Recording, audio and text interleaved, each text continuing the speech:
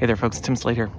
One of the things I know many of you know to be true about me, and if you don't know this, I'm going to make it really clear, is that I cannot stand when people give advice that's based on their versions of what they think ought to be true in this industry versus what's actually true. And you see it all the time on LinkedIn or Reddit or wherever the heck you congregate online. Let me give you a really great example I saw recently.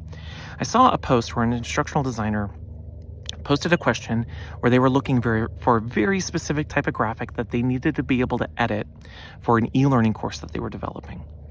And my God, some of the responses this person received by those that I would deem instructional design purists, the level of out of touch, borderline elitist, pearl clasping responses where people were saying, instructional designers should not be doing their own visual design. You should be hiring a visual designer. Instructional designers don't do e-learning development. You should be hiring an e-learning developer. And I always think, my God, I'm sorry. Did you just cross space and time to bring us that hot take from your hot tub time machine from 2005? Because it kind of sounds like that. Like, have you looked at a job description, not even just recently, but a job description from the last 15, 20 years? Because most instructional designers, whether you like it or not, most instructional designers have to do everything A to Z.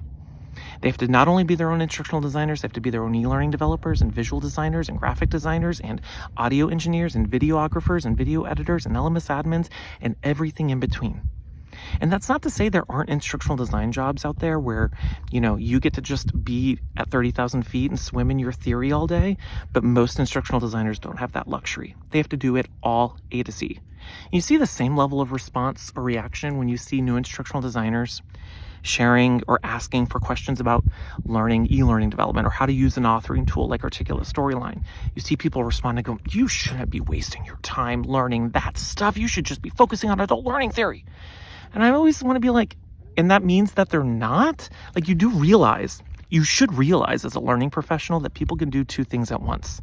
People can chew gum and walk at the same time, and people can learn an authoring tool and adult learning theory simultaneously. And one is not exclusive of the other. You should know that, right? Would I love a world where those roles could be separate? No, actually I wouldn't, because I love doing all that shit A to Z, and a lot of people do. And the reality is that most instructional designers have to be able to do everything from A to Z, whether you like it or not, whether you agree with it or not, right? And so when we give advice that's based on our limited exception to the rule experience rather than the reality, we end up looking out of touch, and it ends up actually being really bad advice. So let me know your thoughts down in the comments. I'll talk to you all later. Bye.